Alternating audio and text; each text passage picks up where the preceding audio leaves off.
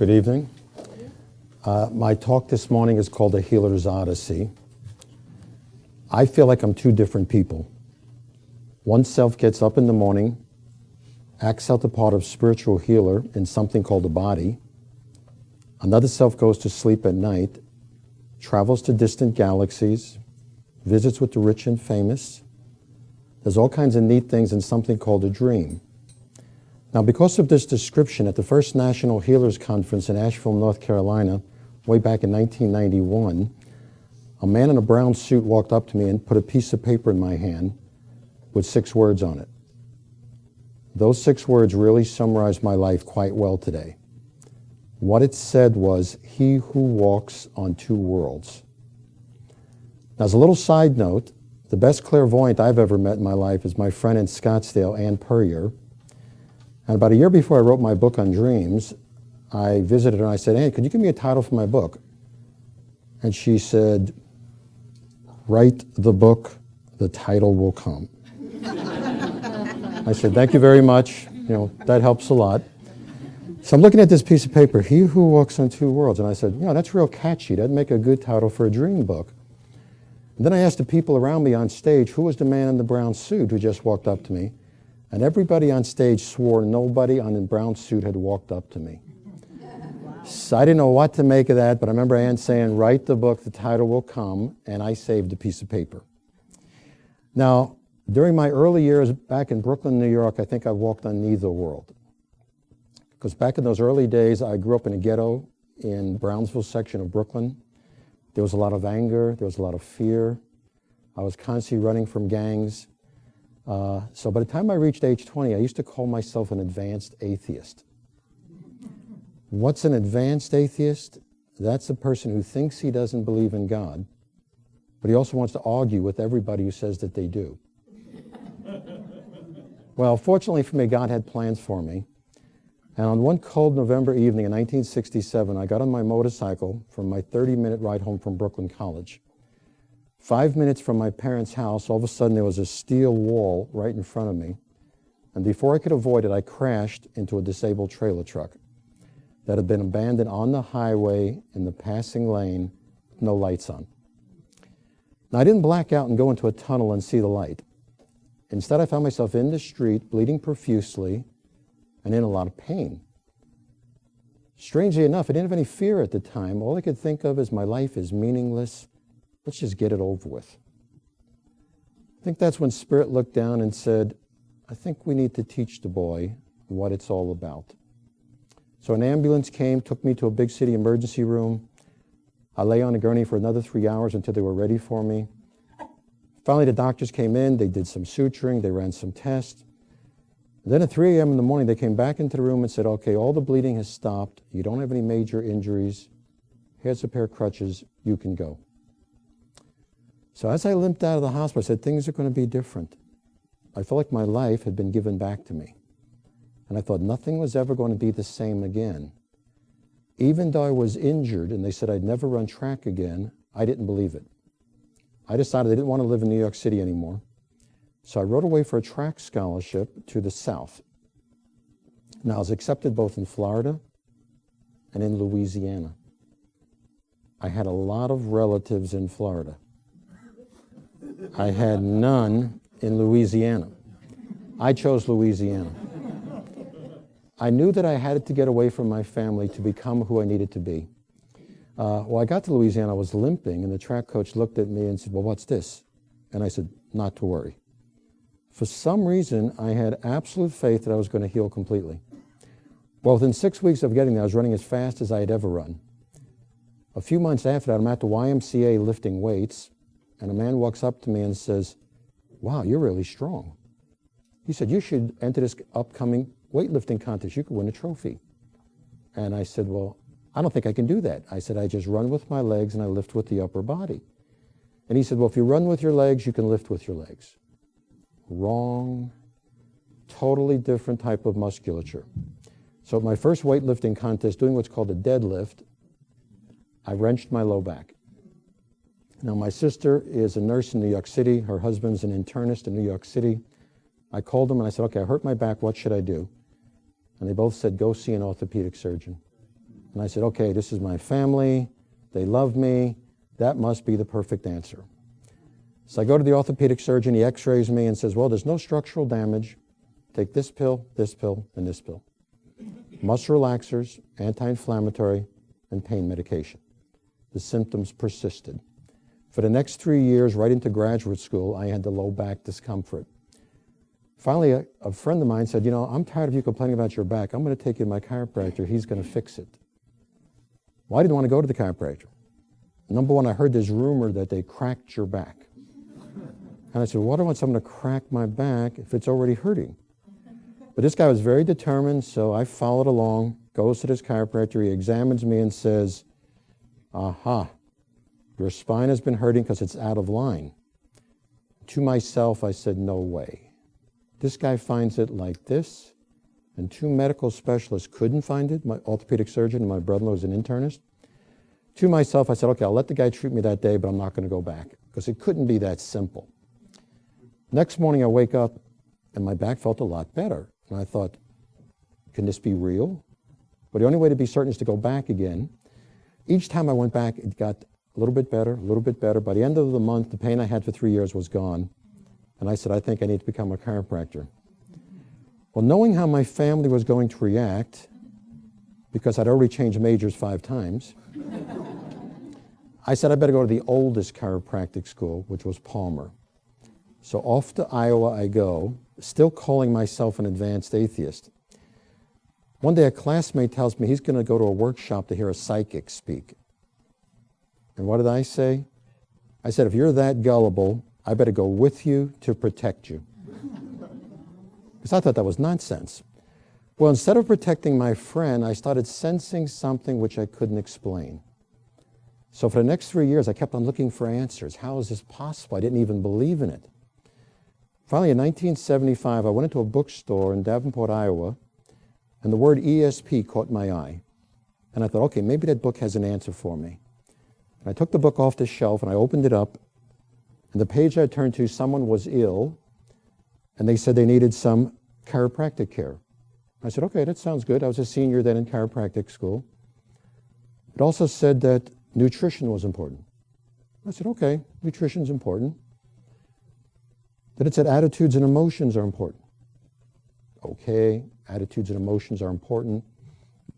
What I was looking at was something called a reading, because the book was Edgar Cayce on ESP. So what I tell people, that's the hook that caught this fish. That put a crack in the door of spiritual disbelief. But next I picked up the biography of Edgar Cayce, There Is a River. And what the first book started, the second book kicked the door wide open. It was like someone had turned on a light bulb inside my brain. And all of a sudden, all the mystery of growing up poor in a ghetto with all that violence, a lot of it became very clear to me. So I joined the ARE, the Association of Research and Enlightenment, the Edgar Cayce Foundation, and I started studying my dreams. I've recorded over 16,000 dreams since I started in 1975 in June. And a lot of my guidance has come through the dreams. Now, the ARE used to have holistic health conferences in Phoenix, Arizona every year, and I started going. So let me back up here. Back after sensing the energy fields, I wasn't sure, what to make of that. I still didn't think of myself as a spiritual healer. To me, it was just some strange thing that I was sensing something around people. Actually, at the time, I didn't even call it energy fields. Anyway, so I go to the 1977 Holistic Health Conference with the ARE in Phoenix. I show up there a day early. I'm walking in the lobby. A woman walks up to me and taps me on the shoulder and says, we need to talk. And I say, okay, I didn't know who she was. And she said, what do you think you're doing? And I said, what do you mean, what am I doing? The muscles are moving my hands. And she said, no, you're sensing energy fields. And of course, I didn't have a clue what she was talking about. But see, when I first was in chiropractic school, I went to this seminar, and this man came back to school 6 months after that and explained to me what had happened. Initially, I couldn't sense anything.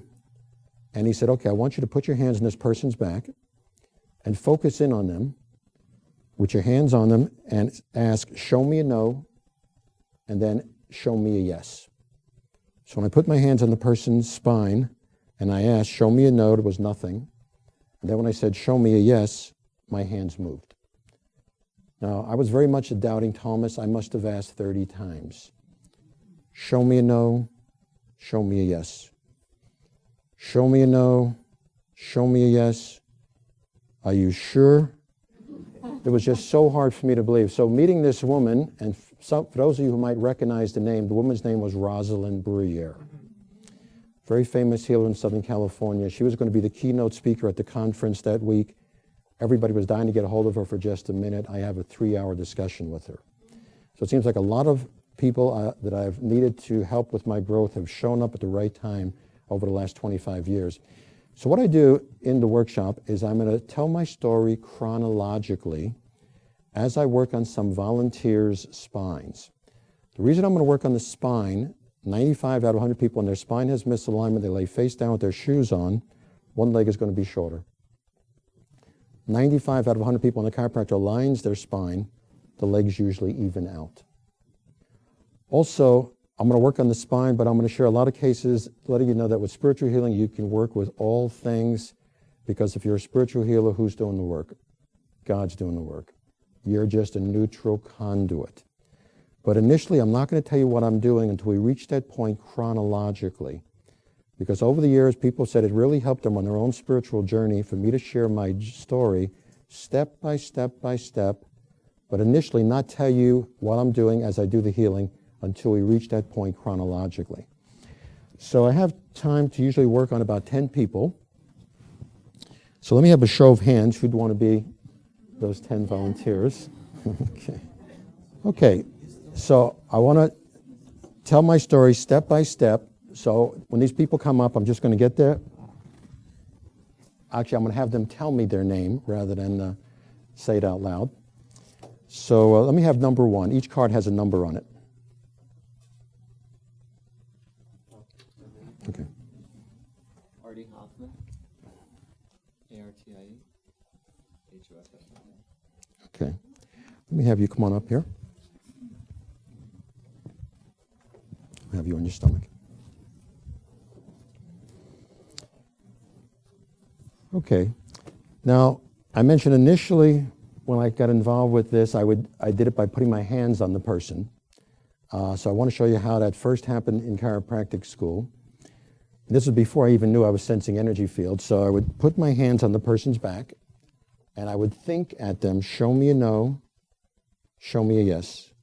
Show me a no, show me a yes. So I thought the muscles were moving my hands when I was getting a yes response.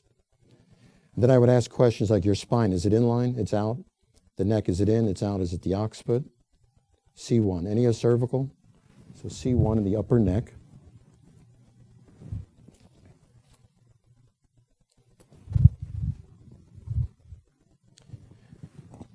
Mid-back, anything? Low back, L1, 2, 3, 4, L5, SI. So up here, fifth lumbar, sacroiliac.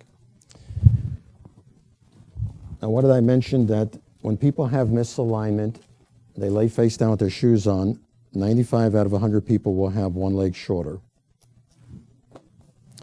So when we check him, right now the right leg, for those in the back who can't see, is about 1/3 of an inch shorter. I'm not going to explain what I'm doing right now, but I'm going to do some healing.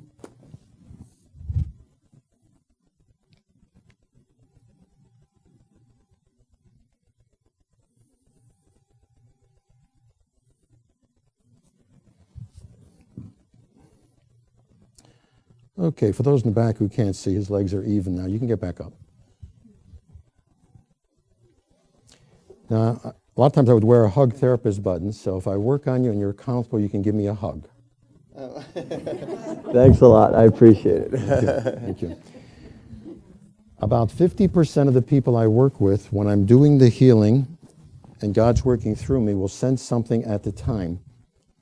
Things like heat, tingling, a sense of peace, a sense of love, a wave sensation traveling over the body.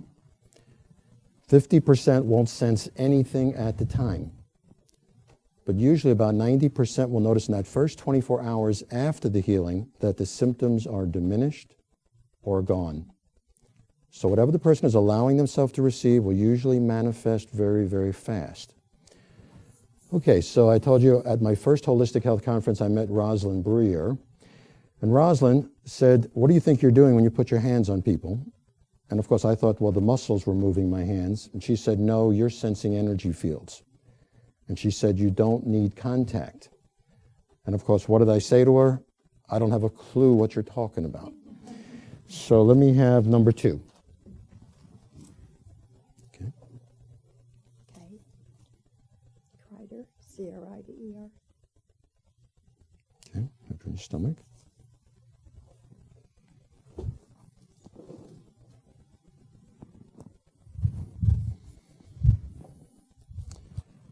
Okay, so after meeting Rosalind, she said, just focus at the body.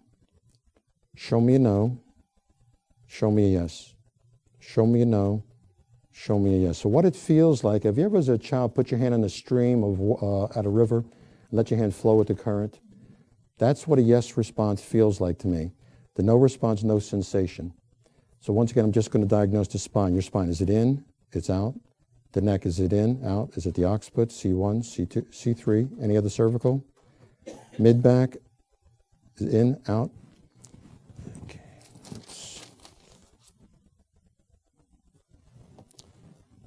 Mid-back, T1, T2. Any other mid-back? Low back, L1, 2, 3, 4, L5, SI. Okay, so in her case, something in the neck, something between the shoulders, fifth lumbar, sacroiliac. Once again, we'll just check the legs. In her case, right leg may be an inch shorter. I always like to tell stories of things that I've encountered along the way. I once saw a flyer announcing God's chiropractor was going to speak at this church. And I said, I want to check this out. I want to see who God's chiropractor is. So I went to this Pentecostal church, and there was a traveling evangelist who would pray over people, and their legs got even. I thought, well, that's great. He's got the gift of healing.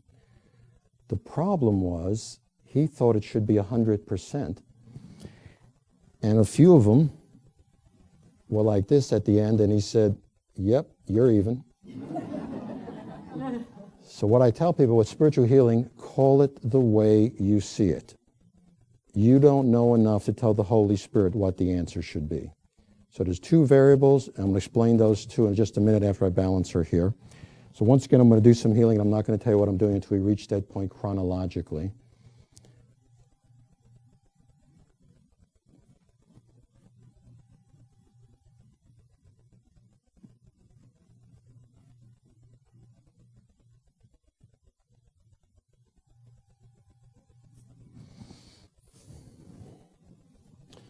Okay, looks good. You can get back up.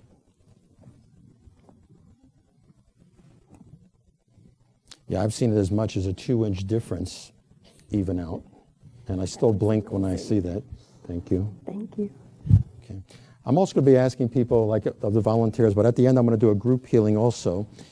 So if anybody has something they want to share, like they felt some sensation or they had a pain and all of a sudden they realize it's diminished or gone, because this tends to happen very frequent. I was very glad on Sunday at the workshop at the church.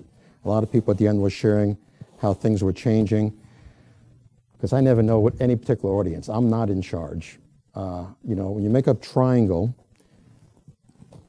of God, spiritual healer, and an individual, God wants everybody to have an abundant life. The spiritual healer, by definition, is neutral. So by definition, it's always the person who can receive fully, partially, or choose not to receive. I'm not in charge. And that's why it's very humbling. I don't know what's going to happen. It may be something slight. It may be something dramatic. It may be someone with a detached retina all of a sudden sees perfectly, or someone's diabetes overnight, it's just normal.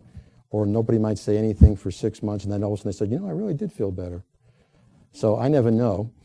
But the first variable with spiritual healing is preconceived concepts.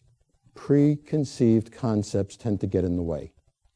Now, I was trained as a chiropractor. But what if I see a man limp into a room like this? What's my first preconceived concept?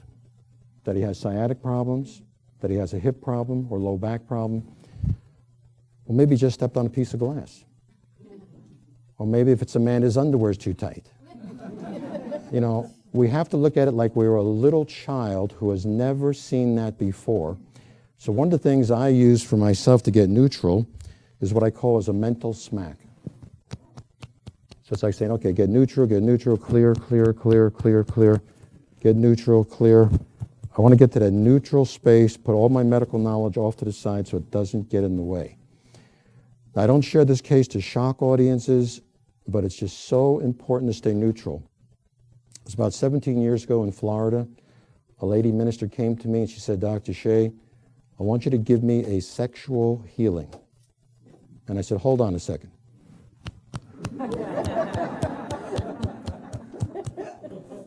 I said, okay, I'm ready. She said, yeah, I want you to help me have an orgasm.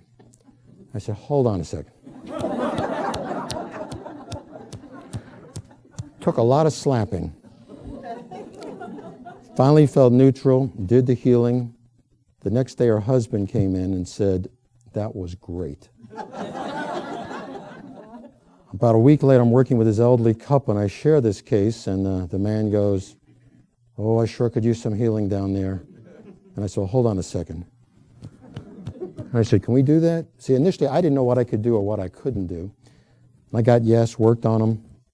4 days later, his wife comes back in and says, is it possible to give someone too much healing? Now, people think I make some of these stories up. Believe me, Spirit will give you examples you would have never imagined on your own. Another year, I lectured in Franklin, North Carolina, and a 76-year-old man came to see me who had prostate surgery. Ever since the surgery, there was no sexual function.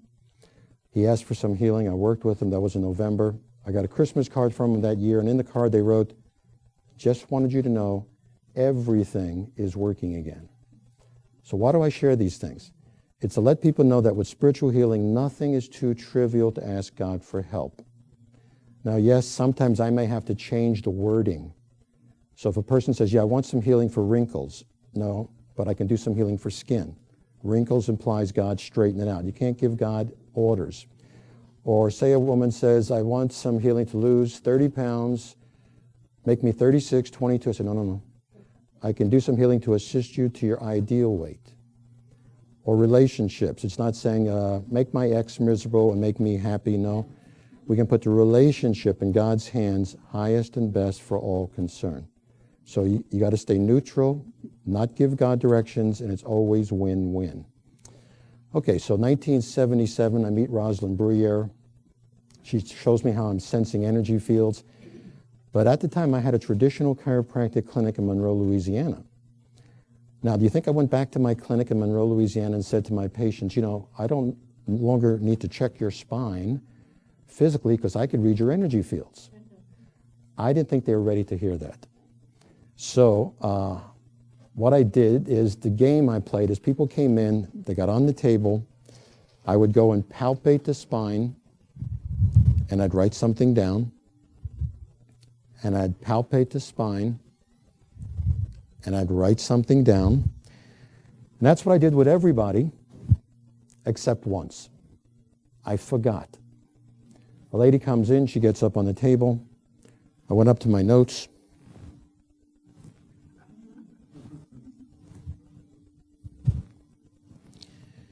And I looked up and she was staring at me.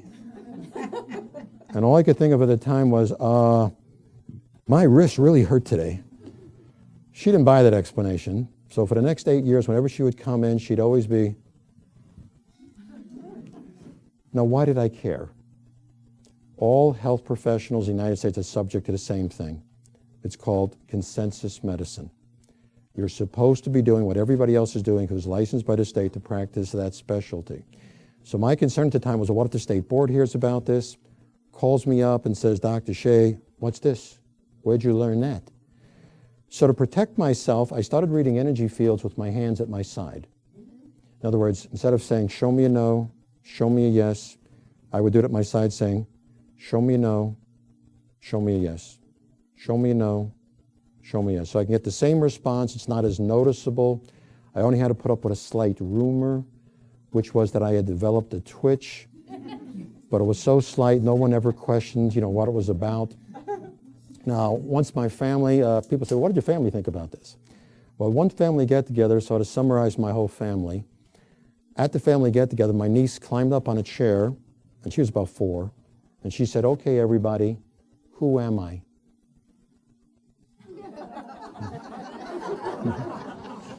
Well, that was Uncle Saul, and that's what the family thought about me for about 20 years, up until about 4 years ago. Something happened 4 years ago that dramatically changed how the family was looking at the healing work that I do. And what happened 4 years ago is the Green Bay Packers called me up for the first time. So we'll just pass those around.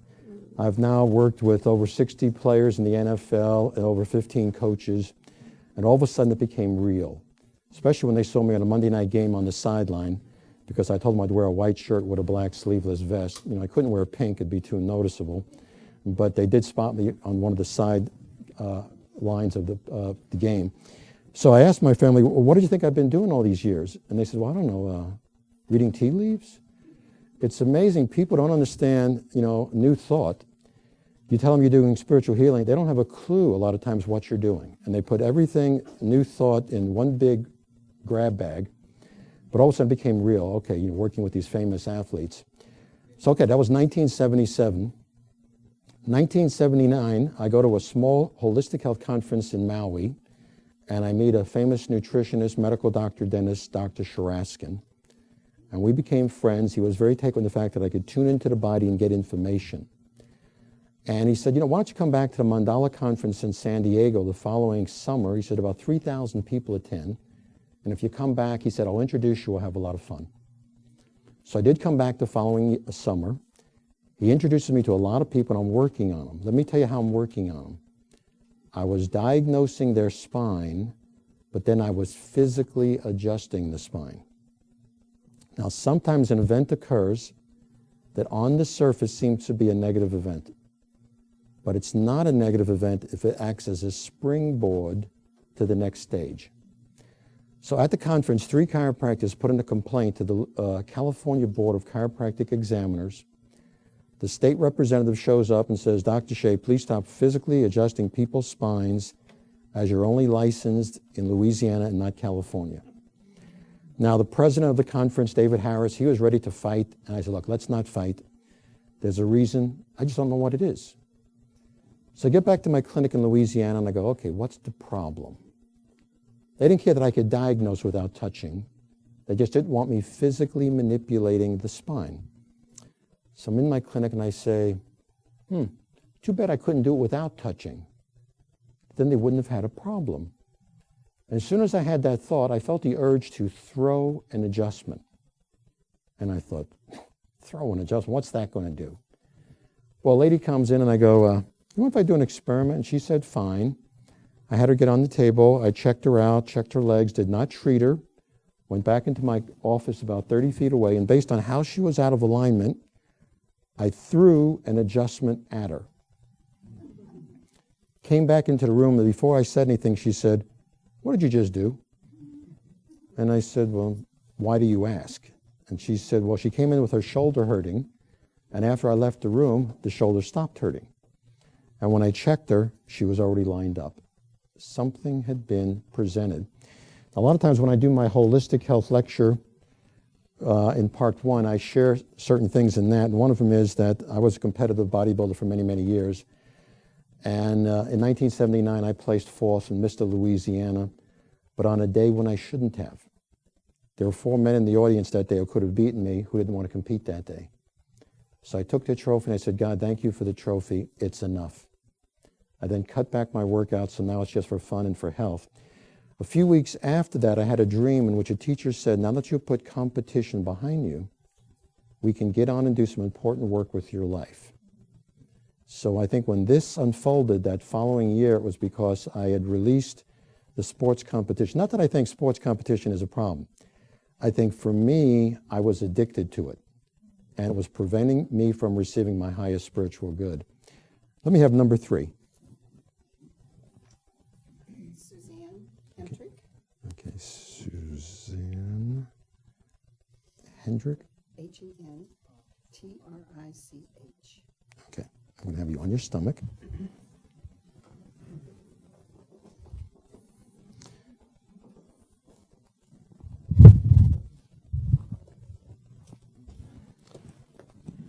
Okay, so Suzanne, your spine, is it in? It's out. The neck, is it in? It's out. Is it the occiput? C1, C2. Any other cervical? C2.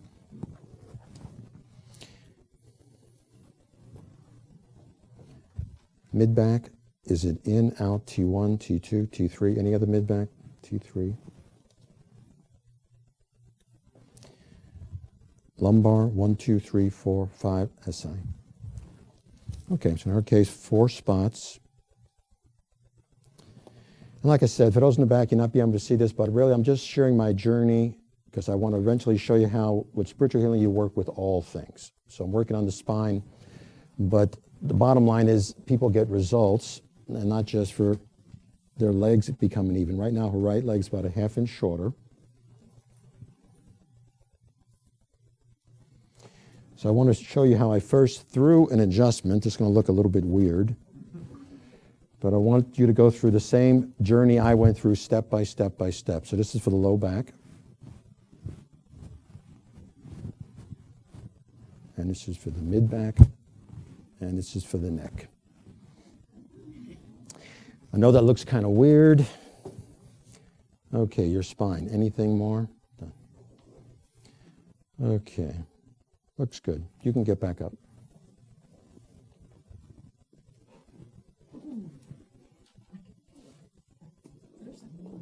Shake. Oh, okay. Thank you. Thank you. Thank you. Okay, so let me share with you also what I think is the spiritual model versus the medical model. I think the spiritual model looks at the body like everything is a little energy system. Organs, glands, muscles, nerves. These are all little energy systems just like a battery. And just like a battery, it's either fully charged or it's not fully charged. And when it's not fully charged, there might be an irritation, there might be a manifestation. A doctor may want to call it something like arthritis, diabetes, macular degeneration, subluxation, depression. Spirit doesn't call it anything. Spirit just says the batteries are not fully charged. Well, what gets the batteries not fully charged?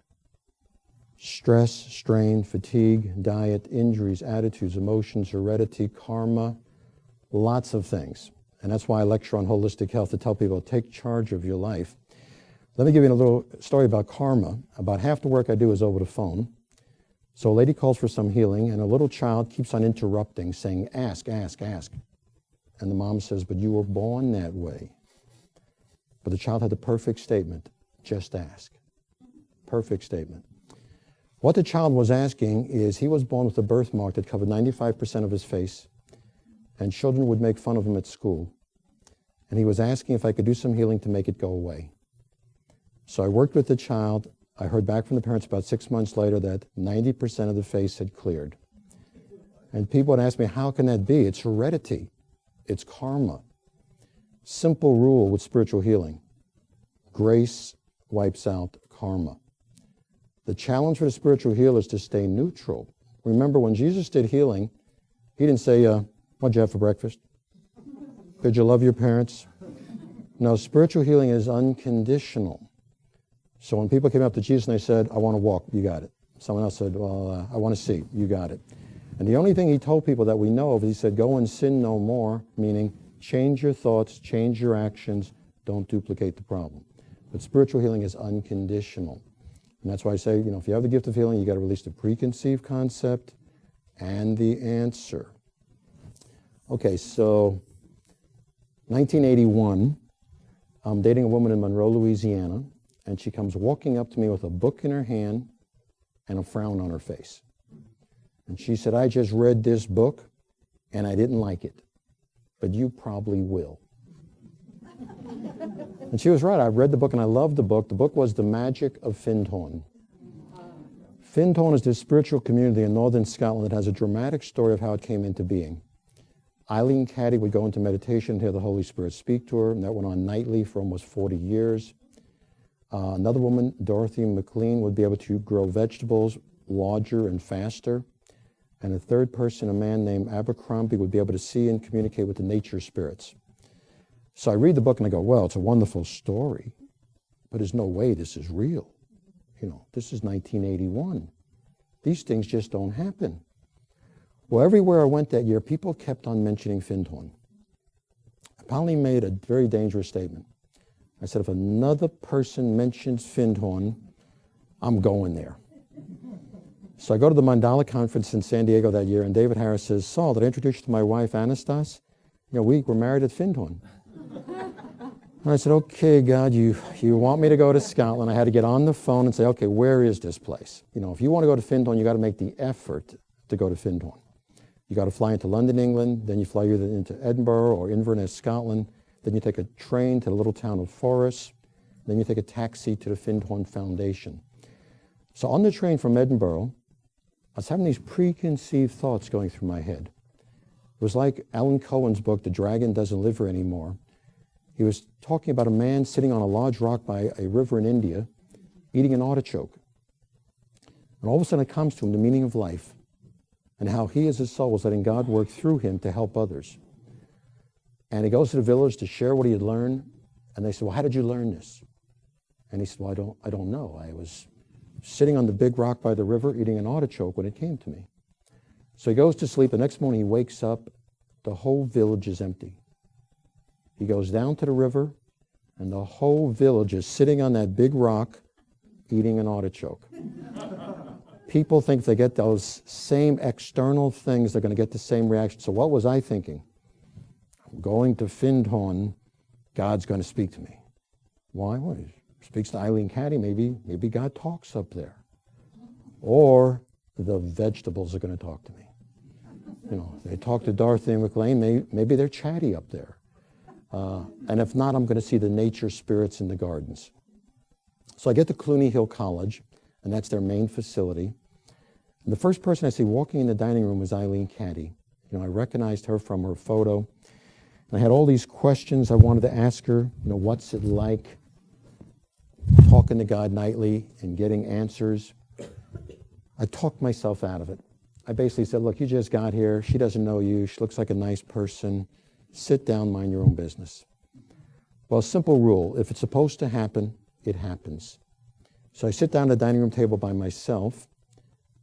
A lady comes up and says, well, if you have the whole table, I'll keep you company.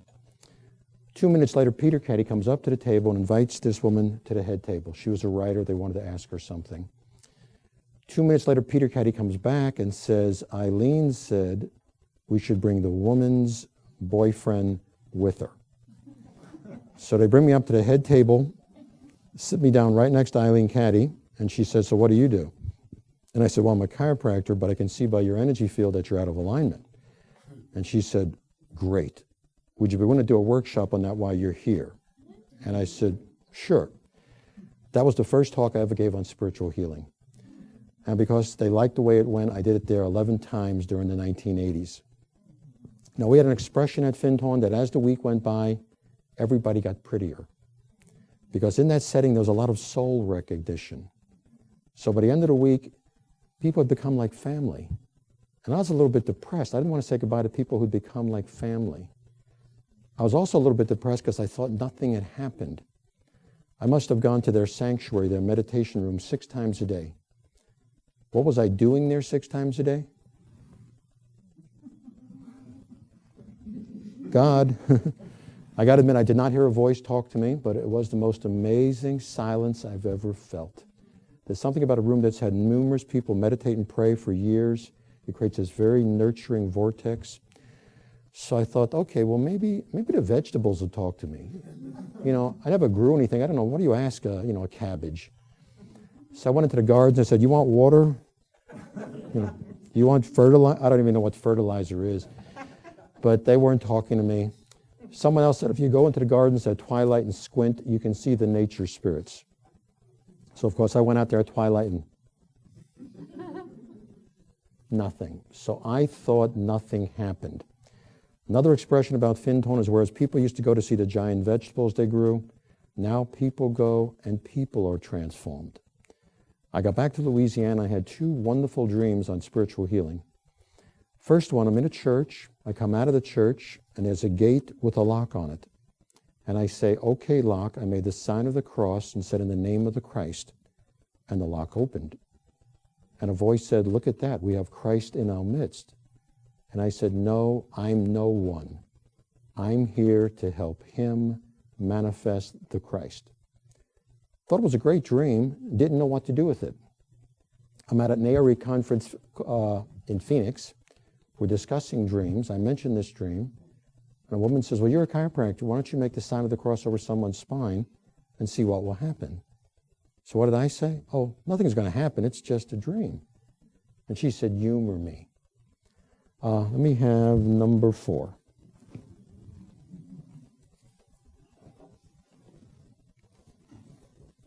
Stuart, S-T-U-A-R-T. S-T. U-A-R-T. Oh, I say Stuart. Okay. Geltner, G-E-L-T. G-E-L-T. N-E-R. N-E-R. Okay. Understand. We can just put that. Yeah, keep it. Okay. Whatever. And I'm always thinking of examples that I say, Holy Spirit, give me an example I need for this group. So I was thinking of this case. I saw a medical doctor in Florida who was addicted to cocaine. She said she was embarrassed to tell me she had this addiction, but she knew that if she didn't share where she was stuck, she wouldn't receive fully. And when I see people one-on-one, I say, look, pick your top 3 things. The simpler you describe it, the better. But then I check everything. And she wrote me back about 6 months later. She said, it was very interesting. She said, you know what the medical model is with recovery and withdrawal? But she said there was no withdrawal. It was like someone had turned the switch to off. The craving was just gone. And that's happened a number of times with different addictions that people have written back to me. Once with alcohol, a number of times with tobacco. They said it wasn't a gradual withdrawal. It was just no more craving. The spiritual model is very, very different. It's like recharging the battery. And if the person is receptive and it's recharged totally, it's very, very fast.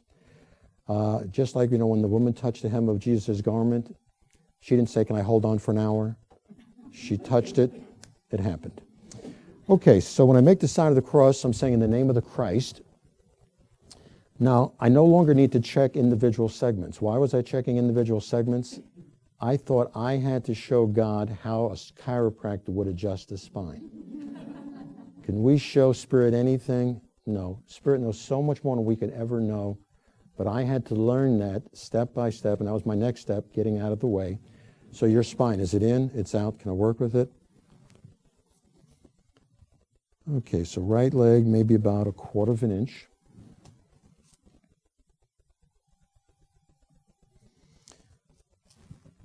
Okay, so when I make the sign of the cross, I'm saying in the name of the Christ, in the name of the Christ, in the name of the Christ, in the name of the Christ.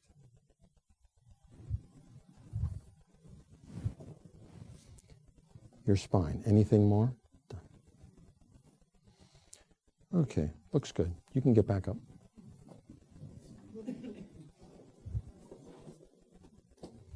And if you're comfortable, you can give me a hug. What? If you're comfortable. I'm comfortable. Thank you. Thank you. Good. Second dream after Findhorn. Initially, I didn't even feel comfortable in telling people about it because I thought people would get the wrong concept. The more I thought about it, I said, that's not a bad dream. In the second dream on healing, I'm in a conflict situation with 2 people with guns. And as soon as I get around one of them, the other one gets behind me. And I finally say, there's no way I can deal with this on my own. I'm going to have to come forth and state who I am. The answer was, I am Christ. And with that, the conflict was removed. Now, I interpret that dream to be saying we all make up the body of Christ. And until we acknowledge our true identity, conflict seems to remain in our life.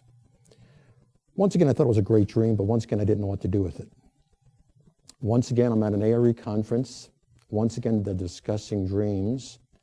I mentioned this dream. Once again, it's a woman. I think women have more intuition on these things. And the woman said, well, why don't you do the healing with the I am? And I said, well, what's that? And she said, well, that's the way God spoke to Moses, I am that I am. So what did I say? Oh, that won't work. See, I got to use the sign of the cross. She said, humor me. Let me have number 5. Okay. George, S-A-N-C-H-E-Z. Okay. I understand.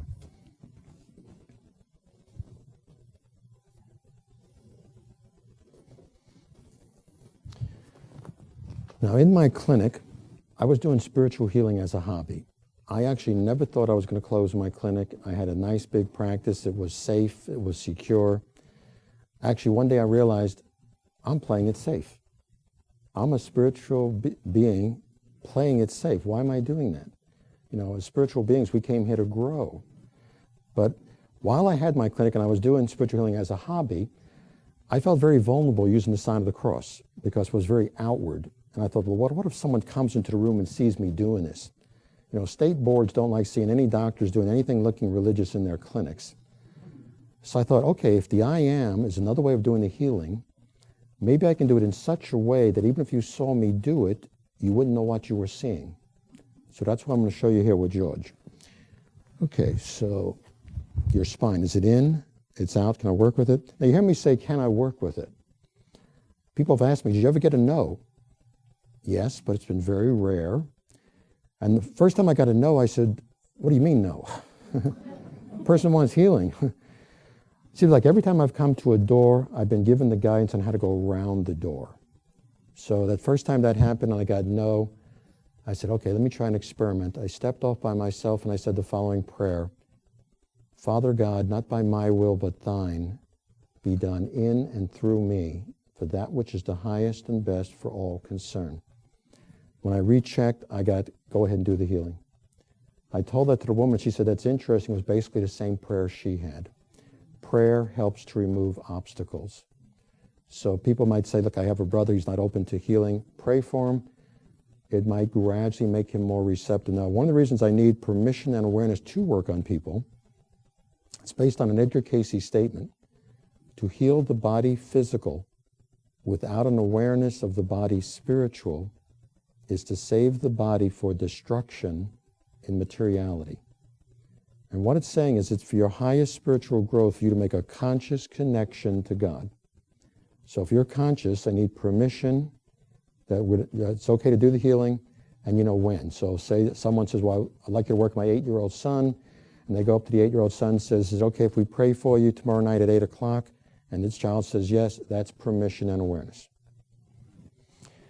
Okay, so right now to start, right leg looks about 1/3 of an inch shorter. Okay, so of course in my clinic, if I would do the healing with the I am, I wouldn't say it out loud, but I'm going to say it out loud to show you what I was doing in my clinic. I am. I am.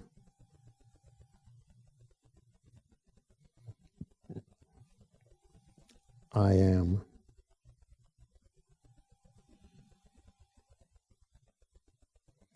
I am.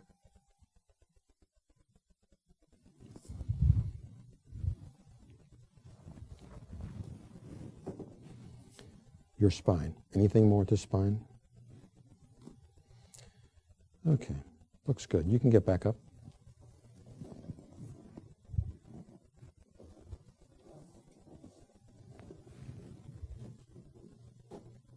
Okay, and if you're comfortable. Thank you. Thank you. Thanks. Good. I gave out a number of handouts. I didn't have enough for the whole audience, but one of the handouts said, Healing Hands That Don't Touch. And it mentions speaking at the Festival of Mind, Body, Spirit in London, England in 1984. And it's an article about, not a medical doctor, a chiropractor who brought his wife to the workshop who was blind. And in the article it says, I worked on her, she felt heat, regained her sight. Then he studied with me, and now he does it in his clinic there in England. Now, everything in that article is true, except he didn't study with me. See, I can't give anybody the gift of spiritual healing. I didn't give him the gift of spiritual healing. He already had the gift of spiritual healing. It's my belief that when you share your gift to the best of your awareness, you help others bring their gift more to the surface. What was also interesting is I never worked on the woman's eyes. She was one of the volunteers that I worked on her spine. Remember that triangle I showed you back at the start? God, the spiritual healer, and the individual. God wants everybody to have abundant life. The spiritual healer, by definition, is neutral. It's always the person who can receive fully, partially, or choose not to receive. Now, the woman who was on the table with me just balancing her spine chose to receive healing for her sight and started seeing. So like I said, when I got that, I said, wow, that's really cool, because I knew I didn't do that. Next week, I'm going to be speaking in Eugene, and the church administrator, I worked on her dog 10 years ago. She brought the dog to me at age 1. It was born with a deformed heart, and she had to see a specialist every 6 weeks up in Portland. Anyway, I worked on the dog, and 6 weeks later, she called me and said she went back to the same specialist, and the heart was completely normal. And actually, it's been normal ever since. And people said, how did you fix that heart? What's the answer?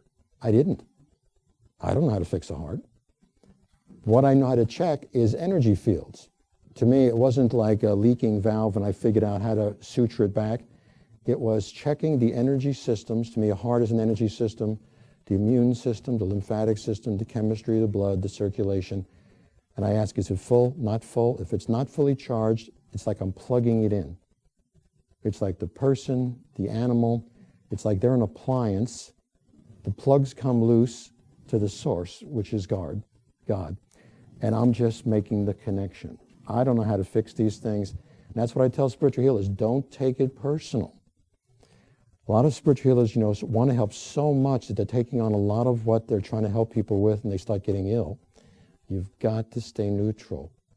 And I think it's one of the reasons why I have more energy now at 60 than I did when I was 45. It's just learning how to get out of the way. Don't take things personal, even if you're seeing 40 people a day, and no matter if they have cancer and stroke and depression and all kinds of problems, it's not your challenge, it's God's challenge. Your role as a spiritual healer is just to make the connection for them. Okay, so let's see. I told about Findhorn, I told about the dreams. Okay, man I met at Findhorn in 81 and 82. When I first met him, all he told me was he worked with computers. 1982, when I met him the second time, he shared a lot of things that he was very clairvoyant. He sees a lot of things. He shared a lot of that with me. Ever since then, he showed up in a lot of dreams. 1989, he showed up in a dream, and in the dream, I'm doing some healing in it, and it looked like an inverted V with a line crossing each leg. And I thought, okay, that's another one of those healing dreams. I couldn't wait to get to my clinic and try it, because that's what my clinic was, like a laboratory for me. People would come in, get on the table, I'd make certain no one's looking, zap them, recheck them, they'd already be even, and then I'd physically adjust them because that's what they expected me to do as their chiropractor. So I asked about this new symbol, this inverted V symbol, and it was fine, I did it. 2 weeks go by, still getting good results. I'm standing outside the post office there in Monroe, Louisiana, and I'm staring at a building across the street. And the building across the street had a symbol on it like the symbol in the dream, because the building across the street was the Masonic Temple. And if you understand what the symbol on the side of the Masonic Temple is, a compass, which is an inverted V, the right angle ruler, which intersects each leg, and I'm looking at it and I'm saying, a line and a line, you connect to get a triangle. A line and a line, you connect to get another triangle. A triangle on top of a triangle gives you the Star of David. I said, I wonder if the Star of David would be healing. So let's see, we're up to number 6 or okay, let me get number 6.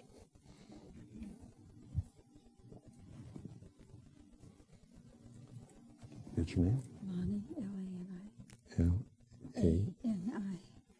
Rosetta, R-O-S-S-E-T-T-A. Okay, give me your stomach. I had a woman mid-60s said, too bad you can't do something for hair loss. And I said, who says we can't? And she says, well, you can? I said, well, no one had ever asked that before. So I tuned in and I had to be very specific, hair growth where. And then it was also the scalp and hair follicles. Anyway, she wrote me about 6 weeks later that the hair started growing in quite thick. I think the only thing limiting people is that they're not asking. And it's like I always tell people, look, if it's meaningful to you, let me just work with you to figure out how to phrase it, because we can't, it's not a wish list, and it's not a Christmas list, and not say, God, give me the boss's job and his BMW, but you can ask for career healing, highest and the best for all concerned. Okay, Solani, your spine, is it in? It's out? Can I work with it? Okay, when I make the Star of David, what I'm saying is the name of the I Am, the Father. Can we do that? Okay, let me check the legs. Okay, in her case, right leg about a ½ inch. Name of the I Am, the Father. Name of the I Am of the Father. Name of the I Am of the Father. Her spine. Anything more? Done. Okay, looks good. You can get back up. And if you're comfortable, you can give me a hug. Thank you. Thank you. Okay. Till we get up to this intermission, I'm just going to tell you some different cases. I had a young 20-year-old in Kingman, Arizona, said, too bad you can't work on cellulite. And I said, who says we can't? And I tuned in and asked, can we? I got yes. She wrote me back about 6 months later that about 50% of it was gone. Why wasn't it 100%? Who's in charge? The person's always in charge. And when I try to encourage people, if it can respond some, it can respond completely. Because if it responds some, it shows you are receptive. And remember, God's not holding back. A lot of times people think, well, I don't want to be bothering God. I know he's busy in India with lepers. And it's not true. Every single person in the world is precious in God's sight. And people can not only receive part of the healing, they can receive totally.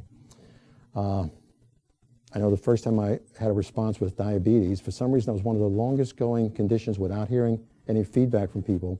But then once I got feedback that someone had responded, all of a sudden others started responding. I think it's like the 100th monkey, that we have these belief systems. Oh, that's too complicated. I don't think God can do that. But as soon as one person does, then others start receiving. How are we doing? Good? Okay. Let's take a break here. 10 minutes. Okay. Good. It's hot in here. Okay, someone asked me a number of questions during the intermission. I was going to address those. Number one is, what do I use when I'm working on individual people? Because I mentioned the Star of David, I mentioned the sign of the cross, I mentioned the Masonic symbol. I mentioned my friend in Scottsdale, Ann Purrier. She was the former spiritual consultant for the ARE clinic, because she sees energy fields. Well, I went to go see her in 1989 because I said, Ann, I'm doing healing and I don't really know what I'm doing. Could you give me some feedback? So she said, let me watch you work on about 10 people and then I'll give you some feedback. So I worked on 10 people and afterwards she said, okay, when you touched them, you had some green light around your hands. She said, okay, that means you have some ability as a healer.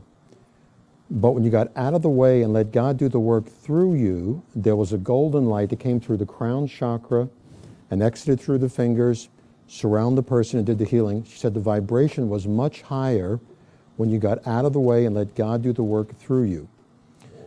She said you'll be able to work faster than anything you know and on things you didn't even know how to work on. She also said all three vibrations look the same, this golden light. But if there's any one that I use more than any other, it's the Christ energy. So a lot of times when I work with pets, it's the Christ energy. Financial, it's the Christ energy. A lot of times with dense things like bone or organs, I usually get do it all, because I always ask, what should I use?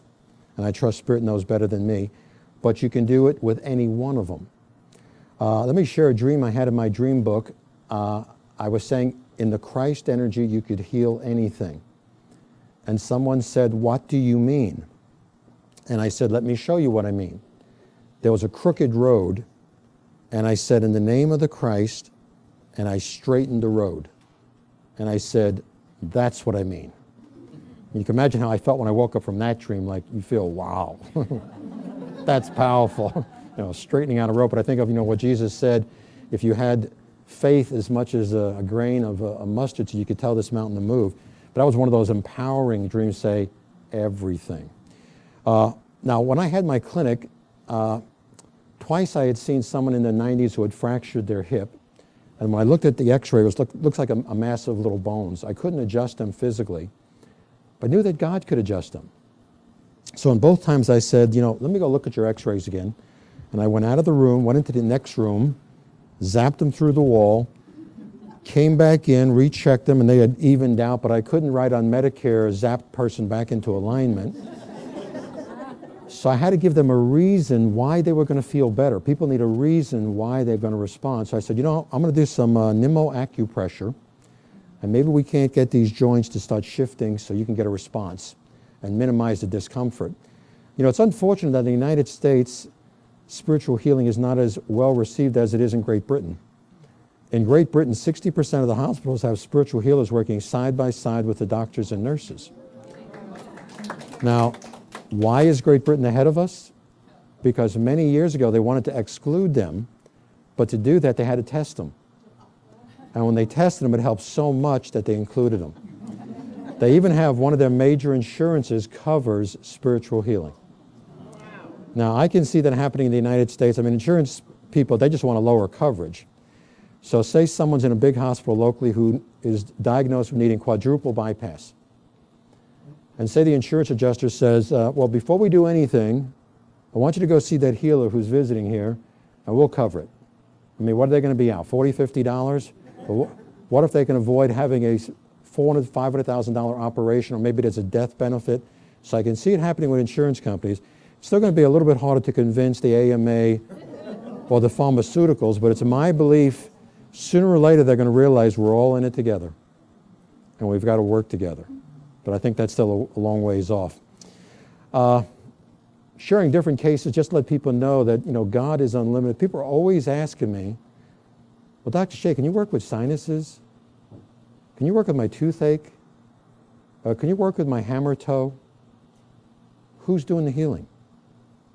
If you're a spiritual healer, God's doing the work. So I said, look, take my name out of that sentence and put God in that sentence. And now ask it again. Can God help your hammer toe? Can God work in your sinuses? Of course, the answer is obvious, yes. Now, it's been helpful for me, it's amazing how Spirit led me very gradual with very minor cases, because I wasn't very comfortable with this when I started. And gradually my faith started building.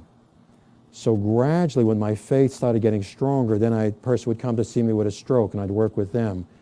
A lady in Grand Rapids came to see me with a stroke who couldn't talk. And I worked on her and she sits up and starts talking. Well, you know what happened at that stop? She got on the phone and said, hey, I'm at the church, this is a healer here, you need to come here. But it's a lot of people, when you say, oh, you're a healer, they go, oh, yeah, I've seen a healer, yeah. But until they see something dramatic, we've used the term so loosely that they don't expect a lot from it. Oh yeah, my foot reflexologist, he's a healer. Yeah, there are lots of therapeutic healing. All spiritual healing is energy healing. Not all energy healing is spiritual healing. You can study an energy technique and not necessarily be a spiritual healer. But if you study an energy technique and you're also a spiritual healer, that's why two friends who study Reiki, one's getting great results and one's getting maybe so-so results. The one getting the great results is a spiritual healer who studied that technique. The technique doesn't necessarily make you have the gift.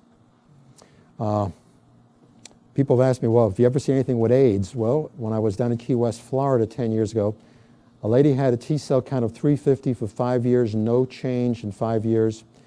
2 days after her healing, she went and had a blood work done, 770, back in the normal range. Very dramatic. She gave me all the documentation. Tumors, when I was in Atlanta, and it's very hard to get documentation from medical doctors, but I was very glad to know that an oncologist had referred her to me. He actually had attended the workshop. So she had a massive tumor in her uterus.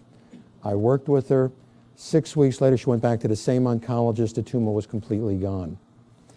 Another case I had good documentation for, a nurse, 48 years old, with degenerative disc disease, in a wheelchair for 3 years with metal braces on her legs. She showed me her lateral lumbar x-rays, which showed no disc spacing in the low back. So the vertebrae were crushing the nerves going down the legs. She asked for healing. I worked with her. She started feeling so much better the following month. She had her low back re-x-rayed. The new x-rays showed disc spacing in the low back. Within 6 months, she was back at work as a nurse, was a 99% recovery. Now, do I know that this is going to happen with everybody I see? No. I don't have a clue who's going to have a slight response, who's going to have a dramatic response. And that's one reason, like I said, it's very humbling because you realize you're not in charge. Your role is just to make that connection. Okay, so to get back to our list, another thing I want to share with you is what's called proxy healing. The first time I saw a proxy healing was at the ARE clinic in Phoenix. A lady was getting a massage for someone else. And I thought, that's really weird. But then a man was doing a colonic for someone else. And I thought, no greater love. He who will do a colonic for someone else. So let me have number 7. No, we're not going to give you a colonic. Let me get your name. Bill Greenwell. Bill Greenwell. Okay, let's have you on your stomach. Okay, to show you how proxy healing works, I need one of the first 6 to assist me on this next one. You want to assist? Okay, why don't you come on up? And your name again? Stuart. Stuart, okay, Stuart, why don't you just stand here? We'll say proxy by Stuart.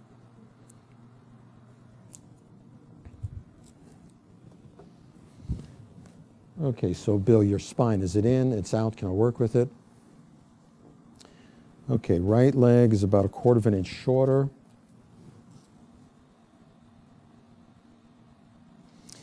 Okay, Bill, I'm going to have you stand up, and I'm going to have you hold on to your PPT, your personal paper towel. Okay.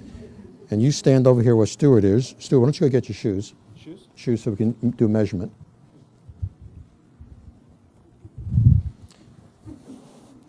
Yeah, it was the church in Naples. They came up with calling that a PPT. I wasn't creative enough. So, yeah, you can't measure bare feet. Bare feet are round, and if it's a slight difference, they look the same. Okay, I'll have you on your stomach. Okay, now with proxy work, for some reason, you don't have to say anything. Normally, I'm working with the person's conscious personality. With proxy work, it's the higher self. So you don't have to say anything. Okay, so Stuart, your spine, it's in line.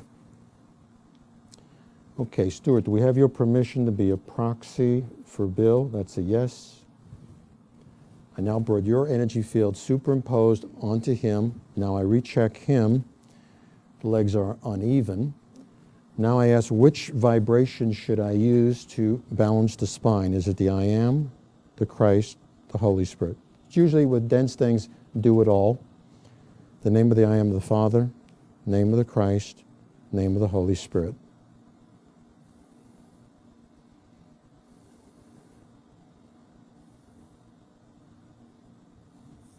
Anything more? Done. Okay. Okay, ready to go back? Yep. Are you back? You're back. Okay, let's have you switch places again.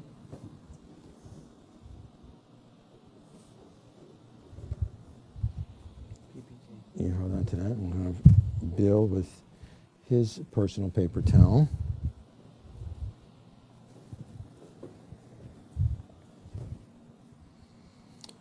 Okay, Bill, your spine. Anything more? Okay, looks good. Okay, Bill, you owe Stuart a hug.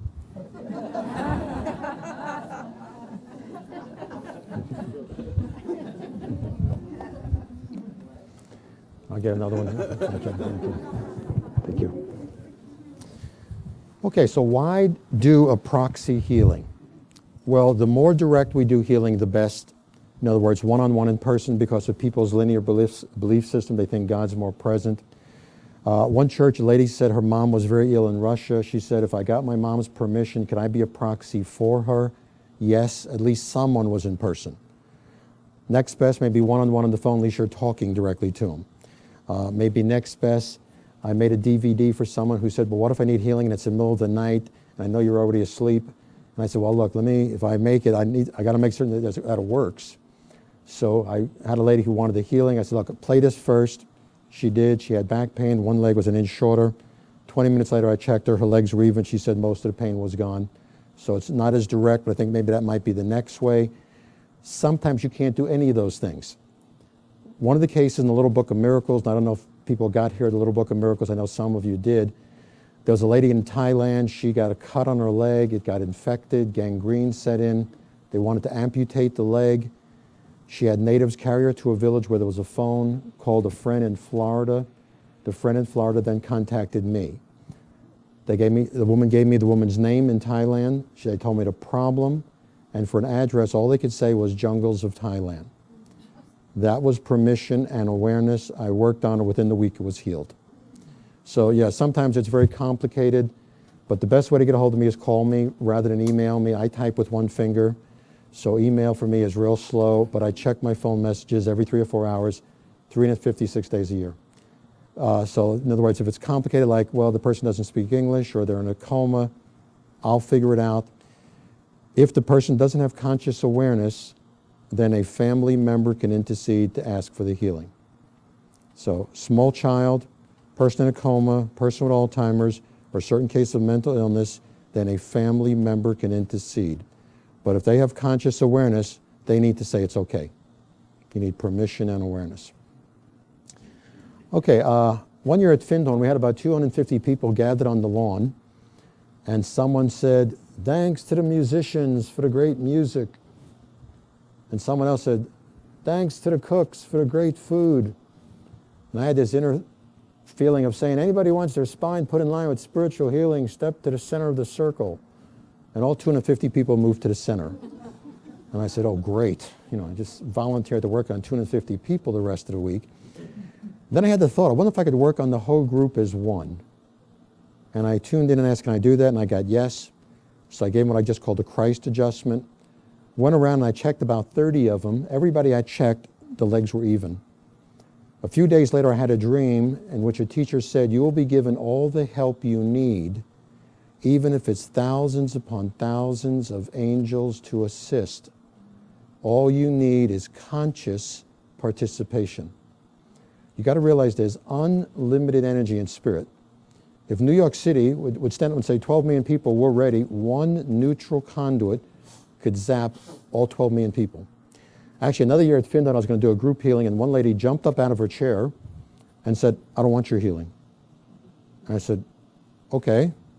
Seems like she was a militant feminist who thought I was going to give her some male energy. I tried to tell her, no, it's the Christ energy. But what did I learn? We always learn from these wonderful experiences life gives us. What I learned is spirit will not invade your space. If you're not receptive, spirit will go around you. So what I want to do with the last three is I'm going to check them one at a time, then zap them, recheck them, and then do a group healing. So let me have number 8.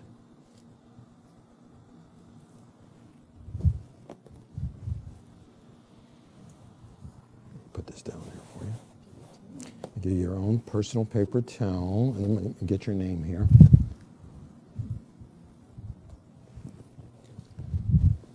Sandy, Fenn, F-E-N-N. F-E-N-N. Sandy. Oh, it's Sandy. S-A-N-D-Y? Yes. Okay. Have your stomach.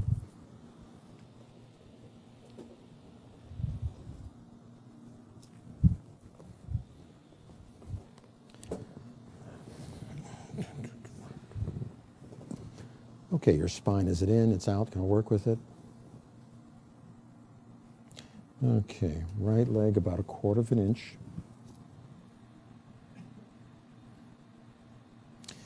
Okay, Sandy, you can get back up, hold on to your personal paper towel. You can just stand off to the side here. And then number 9.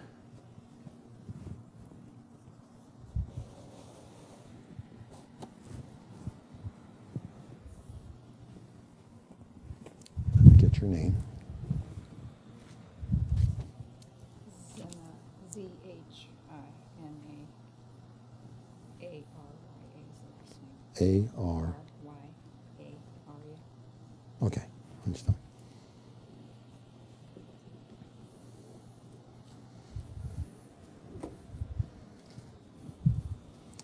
Okay, your spine. Is it in? It's out? Can I work with it? Okay. Right leg. Yeah, I think so far everybody's been the right legs. Okay. Right leg. Okay, you can get back up. I was giving a lecture, and you can hold on to your personal paper towel. I was giving a lecture in Amsterdam, and we had a heckler in the audience, and he kept on saying, well, what's the trick? How are you making those legs even? And I said, well, it's not a trick. Spirit works through me, balances the spine, usually the legs even out. But then after the next one, he said, what's the trick on that one? And I said, Spirit's working through me, balance the spine, legs usually even out. And he kept on asking after every single person. Finally, someone got on the table whose leg difference was about 2 inches. I did the healing, and it slowly started getting even. And the person said, hey, you're not doing it. I said, that's what I've been trying to tell you. I'm not doing it. Be absolutely grounded in the fact that if you're doing spiritual healing, that it's not you. Because you can do healing by extending your own energy fields. But when you do that, you can get very burnt out, you can get drained, you can also get caught up with karmic things. When you stay neutral and let God do the work through you, not only do you not get drained, you get energized. I have more energy now at age 60 than I did 15 years ago at 45. So very, very important to stay neutral. Okay, number 10.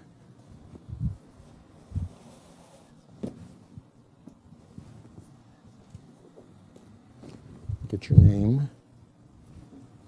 Jeff Jeff. Madsen, M-A-D-S-E-N. M-A-D-S-E-N. Right. Okay.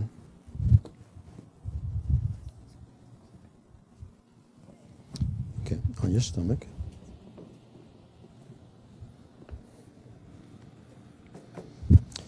Had an interesting case with a lady with an abscessed tooth, and she said her dentist said she needed, a root canal work, and she said, well, I can't afford it. She said, I know a healer, and the dentist said, yeah, right. So she called, I worked on her, said all the symptoms went away. About a year later, she bites on the tooth and it cracks. She calls for some healing, and she said, this time it felt like I stuck a screwdriver in the mouth and was turning it. And she said, oh, the pain, stop. And I said, okay, it's done. Next day, all the pain and all the symptoms were gone. Who manifested the screwdriver sensation? She did. She told me afterwards she had the thought that the nerve needed to be screwed out. You got to remember, spiritual healing cannot create a problem. It's just like prayer. It's like praying over someone and they say, well, I had a headache the next day. Well, you can't pray over someone and give them a headache. Maybe they had pressure and they weren't even aware of it, and maybe it made them aware of what was there, but it cannot create a problem. Okay, so Jeff, your spine, is it in? It's out. Can I work with it? Okay, right leg, about 1/4 inch.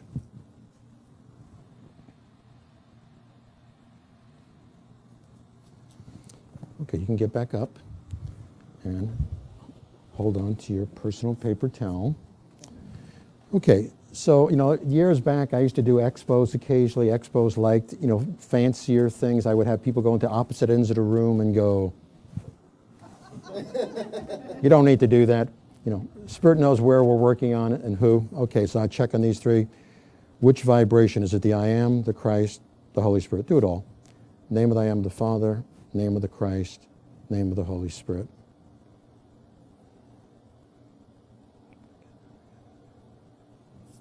Done. Okay, let me have Sandy.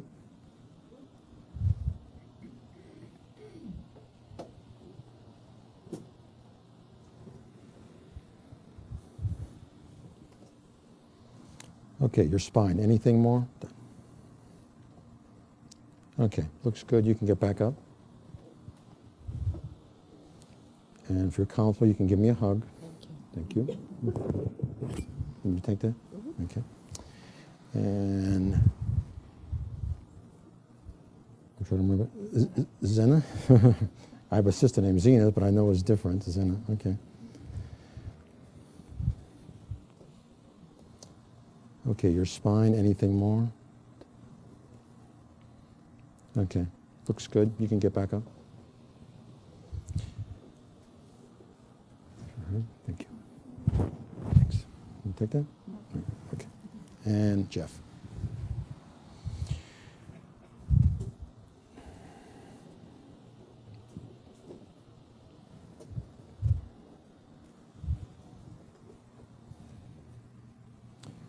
Spine, anything more? Done. Okay, looks good. You can get back up. Okay, if you're comfortable, you can give me a hug. Thank you. Thank you. I'm going to take that. Let me also, do you know why we give hugs? I was speaking at a church in Birmingham. The minister first saw me in Charleston and then invited me to speak at his church. And he said, Saul, do you know why we give hugs? And I said, why? I speak at a lot of New Thought churches and they hug a lot. And he said, no, I've been watching you. He said, first in Charleston and then in Birmingham. He said, when you've been doing the healing, you're getting very high with the Holy Spirit filling you up. You start leaving the body, which feels good to go out of the body. But while you're here to do work. And the hug grounded you back in the body. It's almost like the metaphysical explanation for the cross, heaven above, earth below, balance in between. We're spiritual beings having a physical experience, and while we're here, we need to be in balance. I'm going to tell you about things that you can focus on for the group healing. In general, for the group healing, pick one thing. It can be something physical. It could be something a doctor said you have a problem with. It could be something emotional. It can be a relationship you'd like to have healed. It can be a financial healing, highest and the best for all concerned. You don't go into details. It could be a pet. You're in charge of your pet. So you can picture your pet and what the manifestation is. And it's just like someone said, oh, my dog, he was having digestive troubles. And I pictured him in the group healing. I went home. The next day I realized he was eating normally. I've just seen dozens of examples of all these things, but I'm just trying to give you some example. But in general, for the group healing, pick one thing you'll receive more effectively. So I'm going to do that group healing now.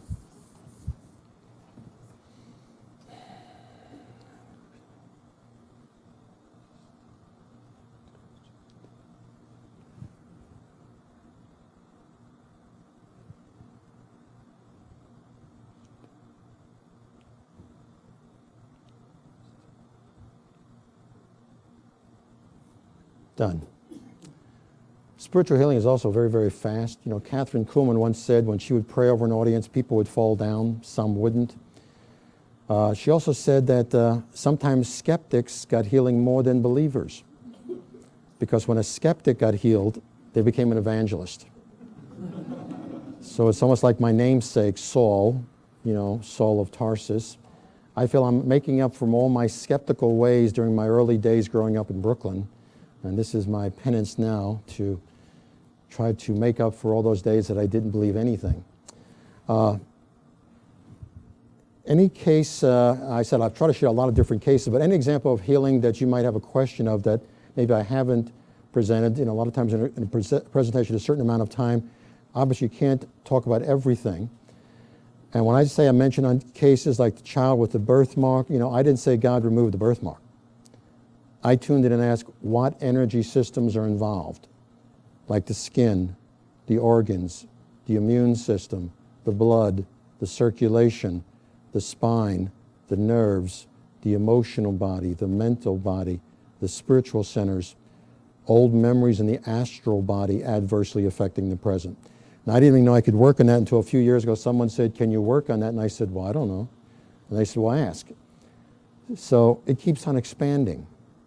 A while back, someone said, when you work on pets, did you ever ask them who wants to have contact?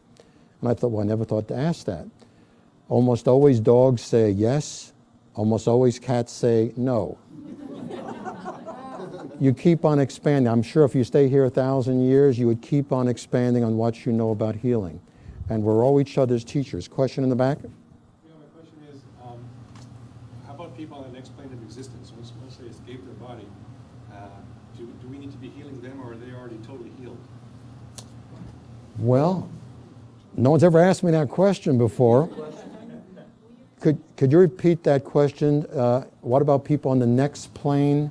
Yes, You said if they need healing, and my thought is, I think we need to focus on what's in front of us right now. It would be my feeling on that. I think in another dimension they have different things that work with them, different guides to work with them. And I think right now you could bless them, but focus on those around you that you can do something, in particular. I think a lot of times we get immobilized doing things that's beyond our control. We get too caught up with maybe people are starving in other countries. What about the starving people in your own town? Start getting involved with things you can do rather than get yourself disempowered by things that are somewhat beyond your control. But good question. Lyme's disease and the co-infections, have you worked with that? Lyme's disease. Yeah, I've worked with that. See, when people come to me and say, oh, I have chronic fatigue syndrome, or I have a yeast infection, or I have Lyme's disease, or cafe lay Lyme's disease where it's been diagnosed. Right. Physically, yeah. Right. You got to remember, everything that makes up that person can only be broken down into so many different energy systems. Organs, glands, nerves, muscles.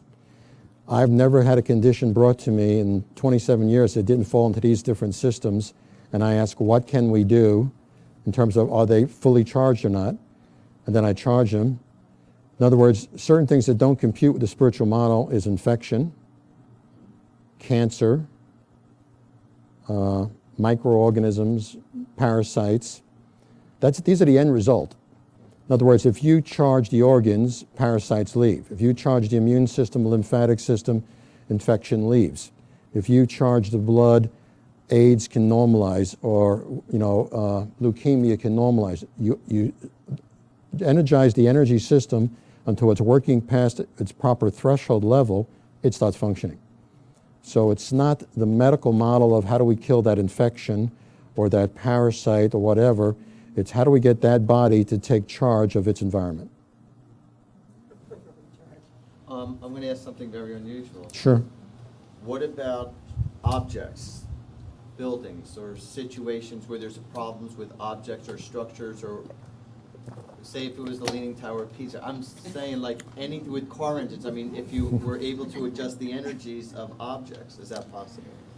That's a very good question. I see this as a very unique group here. I've never had that pose. I've done, they had entities in the house. And I had a dream many years ago that in time you will work with all things, but you won't seek it out. When it is right, it'll be brought to you. So one of the dreams in my dream book, I had a dream that someone had an entity, and I led the entity back into the light. Up until then, I didn't know I could do that. The only things I've done with buildings, occasionally people say they think there's some entity in their house and it won't go away. Can I do some healing to get the entity away? To work on a structure, I always need someone to intercede to ask. So say someone said their building is unstable and they'd want me to do healing. I always realize you can't give God orders. So you have to phrase it in a way like that building, healing for it for the highest and best for all concerned. You can't say make it more stable or make it more upright because that's giving directions. But like I said, if you can put it in the terminology of healing, then I think you can do it. How is it some people have the capacity to be spiritual healers while others don't have that same capacity? Very good question. Do you think Beethoven became a musician during his childhood? If you show a very high skill level and you didn't do it during your childhood, you didn't learn it, you obviously came in with it. And what I try to tell, look, we're all evolving spiritually. Don't be envious of another person doing something. We're all evolving at different things. And if you're doing something at a very high level, you came in with it. And obviously you just remembered it, you brought it back to the surface. So now if you're drawn to healing, it's probably something within you that resonates to it. And you initially, you don't know where you're at until you give it the possibility to unfold. I had not a clue that I was a spiritual healer 30 years ago. But because of curiosity and being guided from different things, I gradually gave it the space. The dreams helped, and gradually it let me make decisions that let it blossom. Another person could very easily, from fear, have stifled it. But I think, it's because it was already there. Just like a lady asked for a healing for creativity in Dallas about 10 years ago. And the next time I was in Dallas, she came to show me these busts she did in clay. Beautiful. Could be a museum quality bust of heads. It looked like, Romans, and etc. She had never done artwork before. The healing released this thing within her. She had not a clue she had that. So I'm sure a lot of us have a lot of potential. Actually, what's the spiritual statement? You're so much more than you think you are. But yeah, if you do it something to a very high degree, you probably came in with it and you just re-remembered and brought it to the surface. The question there and then the question there. How do you step aside? How do you become neutral? Okay, that's a very good question. How do you step aside and stay neutral? And I think it's a practice just like prayer and meditation or studying one's dreams. The more you practice that neutrality. Now, for me, it was an intellectual decision. I realized that the healing was so much more than I knew that I said, I'm getting out of the way. I said, there's no way I know what's going on, so I'm going to move aside. But I've had lots of ministers say, how do you not get caught up with all the things people are bringing to you, these emotional dramas, these tragic stories of illness and problems. And Olga Worrell once expressed it perfectly. She was the most famous spiritual healer of the 20th century. And she said, if you're a healer and someone comes to you for healing, it's like they're in a pit and you have a rope and you're outside the pit. If you get in the pit with them, you can't help anybody. So you got to stay grounded outside the pit and lower them the rope. But it's a good question. How do you do it? Some people it's harder than others. Some people you have to do certain procedures. Maybe say, the light of God surrounds me, the power of God protects me. Maybe say certain affirmations until it becomes your reality. Maybe using sage to clear the space you're around. Maybe doing just different gestures to clear the space and feel that you're neutral and say, nothing that I do is part of me. I'm just here to help. It's just speaking to yourself until you can get your mind into that neutral framework. Whereas for me, like I said, this seemed to help me a lot, and gradually it became more automatic. Now, of course, I still have cases that, I do this. It's become rarer and rarer. I had a case a couple years back that I had to do that. A lady called and asked for relationship healing between her and her horse. Now, of course, I was on the phone. I said, okay, can we do that? And I got yes, so I did the relationship healing. It wasn't until a while later that I found out what had happened. The horse had thrown her, and she had developed fear. And with the healing, she was able to ride the horse again. I thought they were dating and they were having problems, and so I was just saying, oh, okay, can we do this? Okay, so I don't know if that answers you, but the man? That was my question. That was your question, okay. But the horse. Cool. Question here. This may be too big for you to the time period, but how can you stay filled up once you fill this up with the treatment? Oh, okay. The question is, when you do the healing and you're filling up people's energy system, how can they stay filled up? Well, that's why I lecture on holistic health. It's like I brought, some of those CDs. It's called, if you want to learn about health, don't ask your doctor. But it's saying, do your part. Doctors can only help us with 10% of our health. Actually, health care is your care. It's not what doctors and nurses can do for you. It's what the 90% only you can do, which means eating right, staying active, doing some purification, thinking good thoughts about yourself, thinking good thoughts about others, having some quiet time and prayer time daily. That's how you can help maintain the charge. And read positive affirmation books, books like The Impersonal Life. Just realize you're a child of God. God wants you to have the highest and best. It's like that statement Marianne Williams said, the thing we are most afraid of is not that we are limitless, not that we are limited, but that we are all powerful, capable of doing all things. That's the thing we're most afraid of. See, for 13 years when I had my clinic, I kept on saying, God, leave me alone. I'm satisfied. I have, security. I have a nice clinic. It's a small town. We didn't come here spiritual beings to get security. We came here to grow spiritually. But it can be a wonderful experience also. It doesn't have to be traumatic. But do your part. If you do your part, the less someone has to do for you. And the more you do your part, the less you'll need to have these systems recharged. But a lot of times I see a person, they say, I got healing for chronic fatigue syndrome. 6 months went by, I felt great. I got into a fight at work. My boyfriend yelled at me. My dog bit my cat.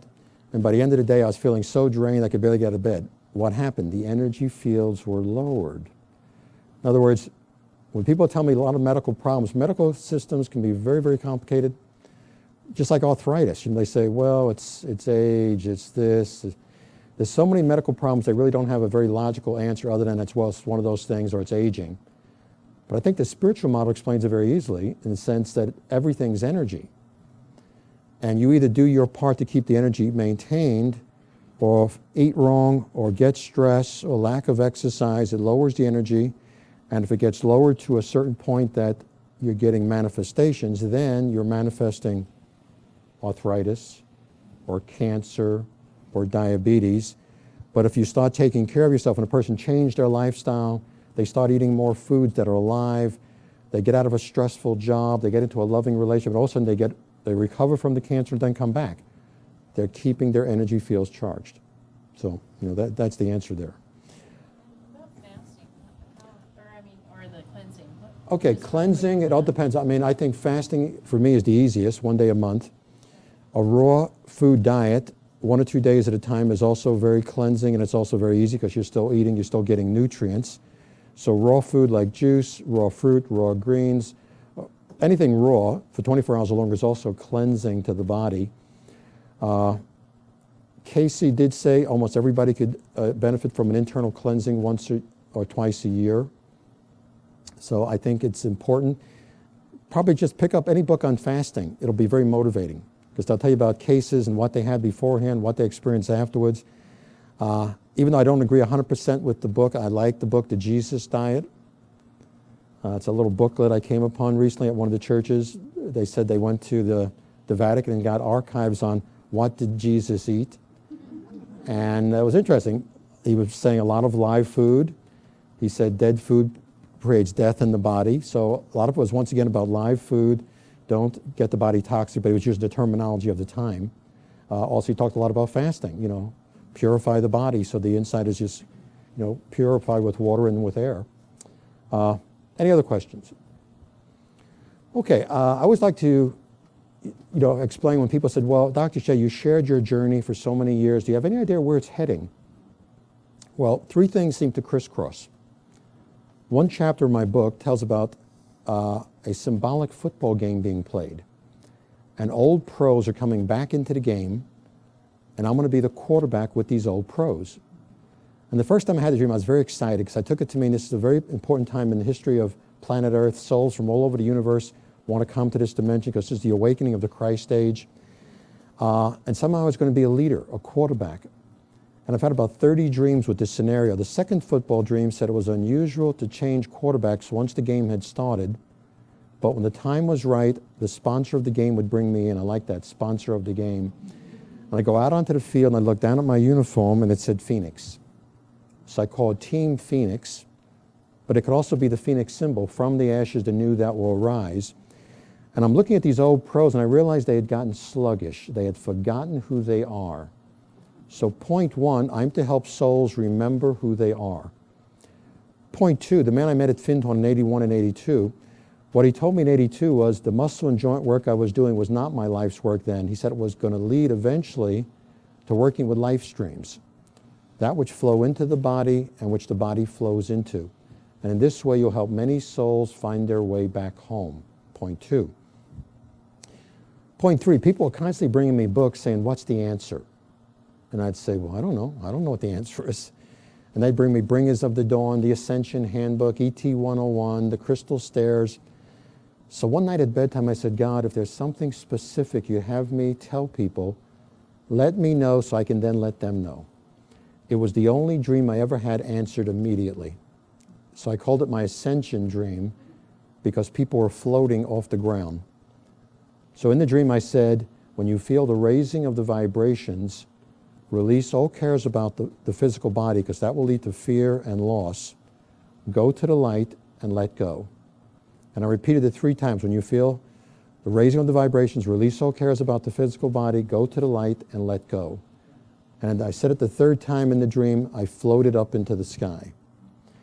Now I think those 3 things interrelate. As much as I've enjoyed doing spiritual healing to help people physically, emotionally, mentally, with careers, finances, pets, but the thought that somehow I'm to help people awaken so they could find their way back home seems like a wonderful task to undertake. Now, personally, I think that every one of us came here with a gift of spirit. You know, whether it's to teach, to lead, to heal. I know for me, I'm going to keep on walking on 2 worlds, and I'm going to keep on doing the spiritual healing. And I always like to finish with a dream. Remember that if you do want to see me, I will be seeing people at Reverend Margaret's house. We'll give directions afterwards. But if you have a lot of things you want healing for, just pick your top 3 things. The simpler you describe it, the better. But then I'm going to check a lot of things automatically. So when I was in Peru, the shaman would get together us every morning and say, okay, who had a dream last night? And he'd look around the group. Said, okay, anybody got a dream? Anybody got a dream? And then he'd say, okay, Saul, what was your dream? Because I was dreaming constantly. And he said, I was like the group dreamer. So that particular morning, I had 2 dreams. And I really didn't understand. And he said, okay, you had them back to back. You didn't understand them. Let's put them together. First dream, I'm in a church. And I'm eating a whole cherry pie. The message comes, the sermon is about to begin. And I say, no, I got to get out of here. I got to get out of here before the sermon begins. The second dream reminded me of the words of Dr. Martin Luther King. And I said, I've been to the mountaintop and I've seen the glory and I'm going back. If I can't run, I'll walk. If I can't walk, I'll crawl. But I've been to the mountaintop and I've seen the glory and I'm going back. So the shaman said, okay, you had them back to back. Let's put them together. First dream, you're in a church. The message comes. The sermon is about to begin. You say you got to get out of there. Why? Because you didn't want to get a piece of the sermon, piece of spirit, just a sermon. You wanted the whole cherry pie. Why? Because you've been to the mountaintop and you've seen the fullness of spirit. Once you've seen the fullness of spirit, nothing less will do. You see, we've all been to the mountaintop. We've all seen the fullness of spirit. And for all of us, nothing less will do. And we're all going back. Thanks for coming.